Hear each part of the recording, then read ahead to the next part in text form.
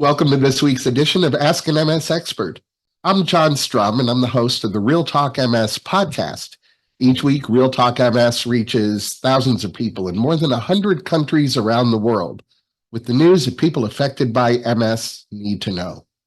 My wife, Jean, lived with progressive MS for 23 years, so I've had a front row seat experiencing all the ways an MS can impact a family. Currently, I serve on the MS Society's Community Review of MS Research Committee. I'm a district activist leader and trustee for the National MS Society, and I chair the Society's California Government Relations Advisory Committee. The MS Society's Ask an MS Expert webcast is designed to give us a place for the MS community to connect and to connect you with experts who are ready to answer your questions on the topics that impact people affected by MS every day. Please feel free to post your comments and questions on Facebook, YouTube, or Twitch. MS Navigators are online throughout today's program, answering those questions, connecting you to resources. Learning to live well with MS can sometimes feel like learning to live well while you're riding a roller coaster. And during that roller coaster ride, your priorities, motivations, and values can shift as you experience all the twists and turns of life with MS. These shifts can lead to feelings of loss of self or loss of purpose. My guest today is Dr. Evan Smith. Dr. Smith is a clinical assistant professor and rehabilitation psychologist, and he's a co-investigator on a National MS Society training grant that funds neuroimmunology fellowships. Dr. Smith specializes in identifying values to help live a more purposeful and satisfying life. Welcome, Evan. Thanks for being with us today. Hi, John. It's so nice to be here. I really appreciate the opportunity to be invited to speak with y'all today. Your work focuses on helping individuals find purpose and satisfaction by making choices that align with their personal values. This starts with understanding acceptance and commitment therapy. So let's start there. What is acceptance and commitment therapy, and how can it benefit someone living with MS? Yeah, it's a great question. So acceptance and commitment therapy, or as it's kind of better known, ACT, it's an evidence-based therapy for several psychiatric diagnoses, including anxiety and depression, and experiences that affect people living with MS, like quality of life, stress, and pain. Often, when we're faced with adversity, we have this very well-intended instinct to change what's happening so that we feel better. But there are many situations that we didn't vote for, and yet they still happen. And there isn't quite a great problem-solved solution to what we can do better. This can leave someone feeling helpless or hopeless or anxious, and it might even lead people to avoid things that might bring them meaning in their lives. So with ACT, it aims to help people to feel more empowered, not to change their thoughts, their feelings, or their emotions related to their circumstances, but rather change their relationship with their thoughts, their feelings, and their emotions. And as it is with most behaviorally based therapies, for ACT to be useful, it requires the person who's seeking the type of change to be an active participant and to be recognized that every person living with MS is the world's foremost expert on themselves and their own lived experiences. So they will be the world's best expert on how to apply these strategies to themselves. I kind of find that for people living with MS, this type of approach is particularly well suited, since it can often lead folks to more strategically use their resources when resources might fluctuate week to week or even day to day, so that they become more skilled at living each day in a value-directed manner and adapt to the ever-changing circumstances that come with living with MS. Committed action acknowledges the different parts of a situation that we can and cannot directly affect. We've heard from Sabrina, who tells us she lives with MS, which is an experience she did not want or consent to, and yet here she is. How can Sabrina better come to terms with her MS diagnosis? I would first encourage Sabrina to consider that when someone's faced with a health condition that may come with significant challenges and discomfort, it's important to expect that negative emotions are natural and they're going to happen. The process of coming to terms with MS is personal, and the timeline can really vary from person to person, depending on the person themselves and the socially constructed factors that are influencing them. But learning someone's own values can be a really important tool as you're faced with these challenges. When we think about values, they're not tangible. We can't reach out and touch them or see them or smell them. They're concepts about who we are and what we hold to be meaningful. They're not necessarily a destination or a goal, but more of like an ever ongoing framework and approach to daily living. They're not good or bad or right or wrong. They're just individualized preferences that tend to evolve over time. And just because, my values might not completely align with John's values and vice versa, it doesn't make either of us good or bad people. It's just these personal, strongly held preferences that tend to have evolved with our life circumstances. And usually what we find is that when looking at life through the lens of our values, it gives us greater flexibility on how we choose to approach every day. Gary tells us he lives with primary progressive MS and he's constantly worrying about the future. What are some strategies to help Gary feel more connected to the present moment? Yeah, so Gary sounds like he might benefit from engaging in practices that are known to calm the mind and body. In particular, mindfulness is a practice that's intended to support someone's capacity to live in the here and now, despite these naturally occurring thoughts about our past or our future. Mindfulness is the practice of fully focusing in on the current experience without judgment and acknowledging the information that's available to us by focusing on our senses. So whether it's our breath or an object, and of course, everybody has different access to their senses, but some that come to my mind are taste, touch, sight, smell, and hearing. The expectation that when we're fully focused on this moment, our mind is going to wander. So the goal is not to stop our mind from wandering. The goal is to simply recognize that when our mind has wandered, we can acknowledge that and then gently redirect our attention back to what it is we're focusing on, whether it is, an object, our breath, or whatever else in our environment that we're focusing on. In the context of your work, what are motivation and engagement? And how can these principles be helpful to someone navigating MS? Mm-hmm. So motivation is more of an internal process, whereas engagement is the degree to which we're putting our motivations into action. You can kind of think of it as how ready do you feel to actually do the thing in front of you, the task. People with MS are often confronted with choices throughout the day requiring varying levels of motivation that can be really challenging to navigate, especially when resources feel quite low. Motivation tends to boil down into two main ingredients: confidence and importance. So when you're considering your own motivation about engaging in a particular choice or an activity, you can quickly assess your own confidence by asking yourself, on a scale from 0 to 10, with 0 being I have no confidence and 10 being I'm absolutely certainly confident, how confident am I that I could do whatever it is this choice is asking of me? And if you find that your confidence is maybe somewhere in the middle, like a 5, you can then ask yourself, well, why did I say a 5 and not a 2? That really gets you thinking about all the assets that you're bringing to that circumstance. And it might lead you to find that there are even more assets that you're bringing that can help you to feel confident. On the flip side, you might also think, well, I'm at a 5. I'm not necessarily at a 10 in how confident I feel. I wouldn't ask myself what would move me to a 10, but rather what would move me to a 5.5? What would have to change right now so that I would feel just slightly more confident to engaging? And then you can similarly do the same thing with how important this particular task is to you. So on a scale from 0 to 10, with 0 being this isn't important at all to me, and 10 is this is the most important thing I can do, how important is this to me right now? So motivation is the why, and engagement is how you express your why. How does this process help form values? Well, when it comes to values, I might even think about it in kind of a reverse order.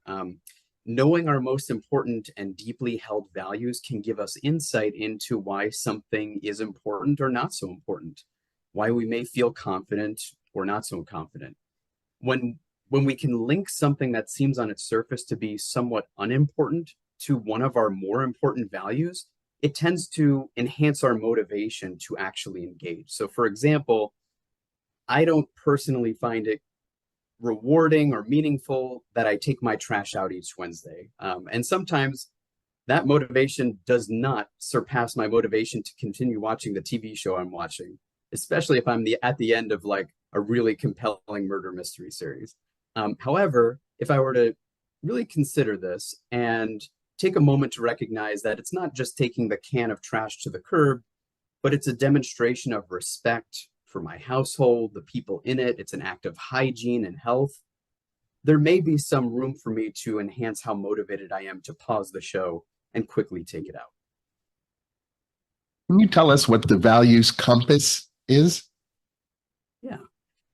So this is a bit of a metaphor, and sometimes it's helpful to think of values in terms of a metaphor.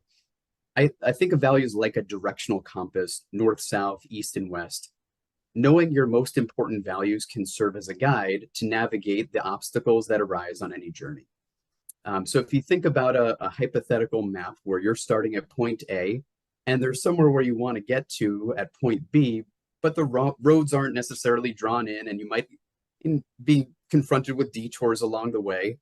When you're facing one of those detours, you can examine your value compass, your constellation of values, and even if going in a direction that isn't a one-way direct line to point B, it's not accessible, the more that we make choices on a moment-to-moment basis that are in service of our core values, the greater the likelihood that over time we're going to get to point B as closely as possible. Joanne tells us that she's always thought she had strong values, but has recently felt some shift after being diagnosed with MS. Can our experiences change our core values? Mm-hmm. Yeah. So as we experience and move through life, our circumstances, our commitments, our relationships and experiences change. And so naturally, our values tend to evolve with those changes. My values from 15 years ago are not the exact same values that I hold today because they have evolved to meet the demands of my life that's changed. And it's not uncommon that a new diagnosis of MS and the functional changes that come along with that can lead someone to reconceptualize their values and reprioritize what's most important to them these days. Keisha says she usually thinks of motivation in terms of achievement, like in school or at a job. Keisha doesn't work because of her MS, and that leads her to feel like she must be unmotivated. How can the value-based compass help Keisha understand what motivates her outside of her more typical understanding? Hmm. It sounds like Keisha is being faced with at least one important question. And the one I'm thinking of is, what do I do now that I'm not working or I'm in school? So this might be an opportunity for her to use her values compass to look at what options are available to her now and determine which choices that she could make that might feel meaningful. I often work with folks who have been in the helping professions, and while they didn't necessarily love or enjoy the paperwork or the time demands or the stress, they certainly valued contribution and compassion. And those are two important values that, even when not in academia or working, could be affirmed in newly evolved ways. And I would encourage Keisha to become curious with those types of thoughts when they come up and bring compassion to herself as she figures out that next chapter. Well, I think you may have just demonstrated through example an answer to the question I'm about to ask you.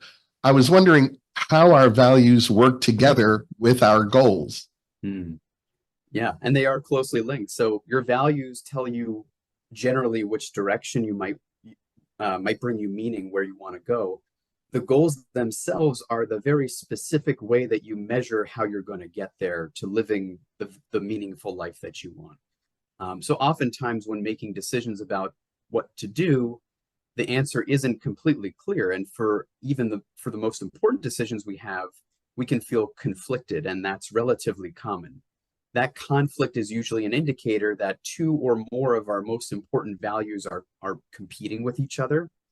And again, that's not right or wrong or good or bad, but it's helpful to know that that might be the case when you're weighing your motivation of how you want to prioritize which goal you want to approach with your resources in this moment.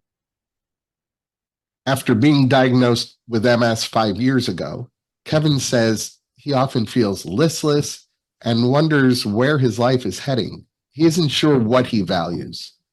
What strategies are available to help Kevin identify his values? Hmm. Some people know their values pretty clearly, and even for them, it's worthwhile to check in with themselves every so often to make sure that their values are matching their lifestyle. For those who have less certainty, they can kind of think about times where they feel emotionally well and ask themselves, what's happening in this moment? Why was that meaningful to me? So an example might be, a person who uses their assistive device to navigate a pathway at their grandchild's baseball game, which allowed them to be there for longer. There's some value there that was meaningful to them. Maybe it was the value of their independence, or maybe their connection to their family that act allowed them to do. Alternatively, when feeling emotionally unwell, that could be a signal that something is happening that may be neglecting or violating a value that is meaningful to us. So, a common theme that I sometimes hear is we've got these very loving and well-intended family members who can't stop doing things for us, even as many times as we say, I've got this. And that can leave people feeling really frustrated. Perhaps this is a signal to us that what's going on here is a neglect for my value of independence. And through recognizing that, we might be even more skilled at articulating that to the people around us. Juanita tells us that she thinks this concept sounds a little bit like a personality test. Is there an online test or maybe other resources available to help someone understand their values? Mm-hmm. Yeah, they're certainly related concepts. I kind of suspect that values might be more susceptible to the changes that occur over the years and our circumstances over time. What Juanita might benefit from is, just a quick internet search, whatever browser they use, and type in values assessment. And what you're looking for is a relatively long list of single words that represent values. So some examples of that would be creativity or compassion or independence or safety or love.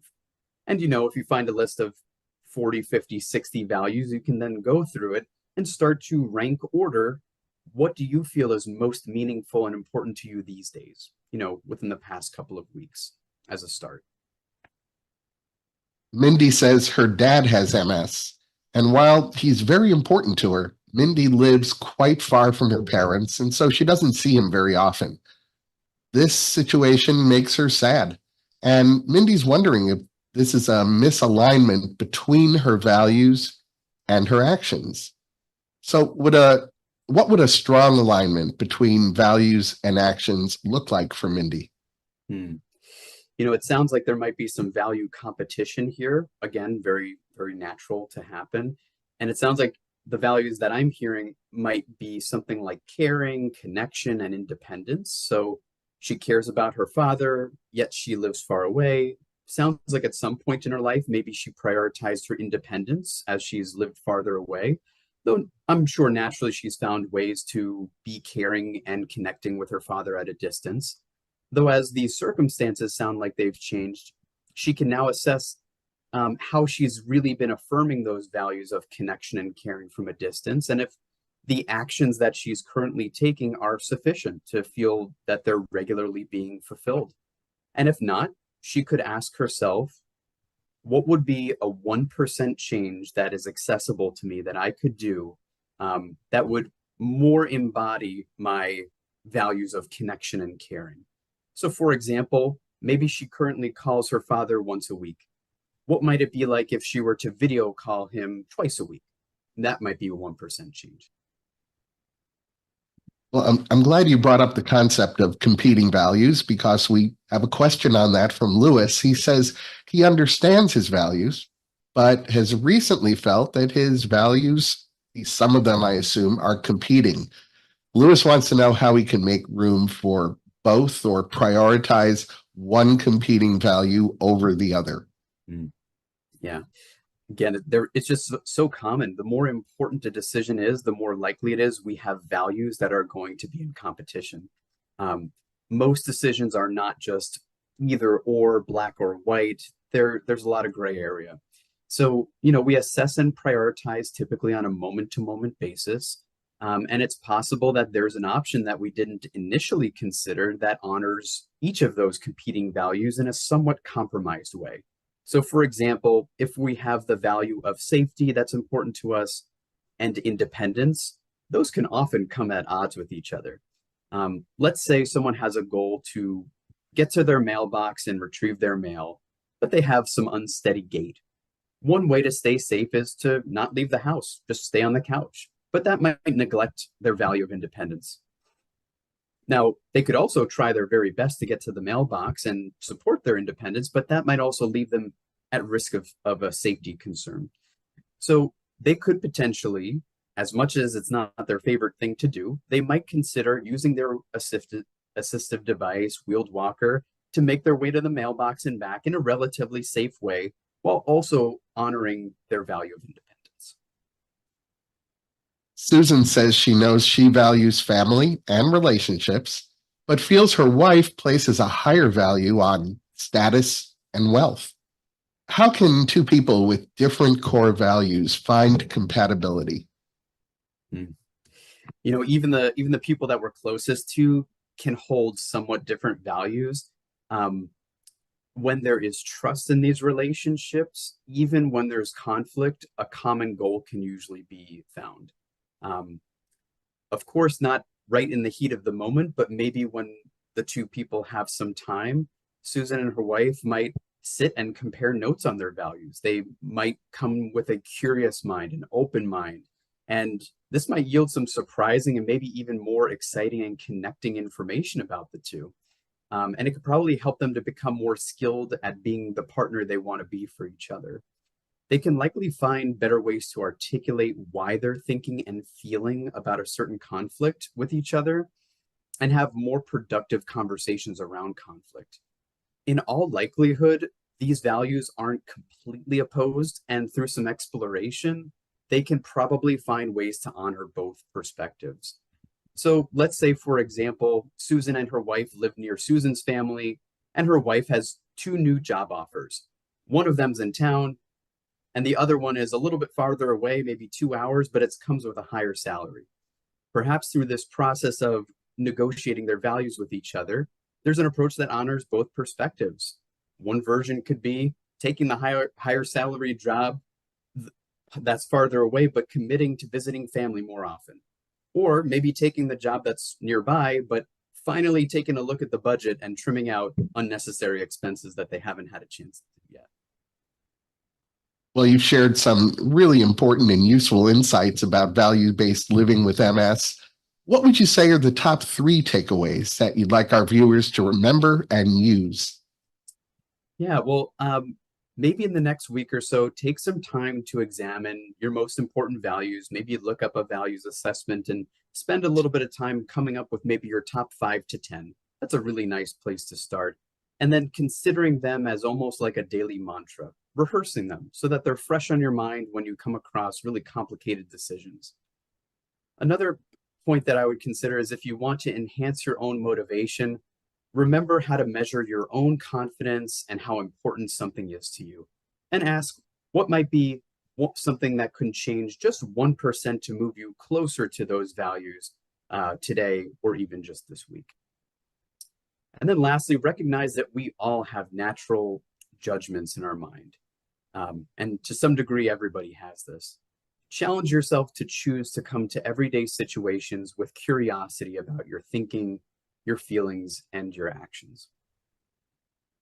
Well, I want to thank everyone who submitted some great questions, and thank you, Evan, for being with us today. Thank you so much for the opportunity. Before we close, I want to remind you that the National MS Society's MS Navigator team is your best partner when it comes to connecting you to the very best information and resources on living with MS. You can reach an MS Navigator by phone, email, or through the Society's website by chat. For information and resources on MS, please be sure to visit the Society's website.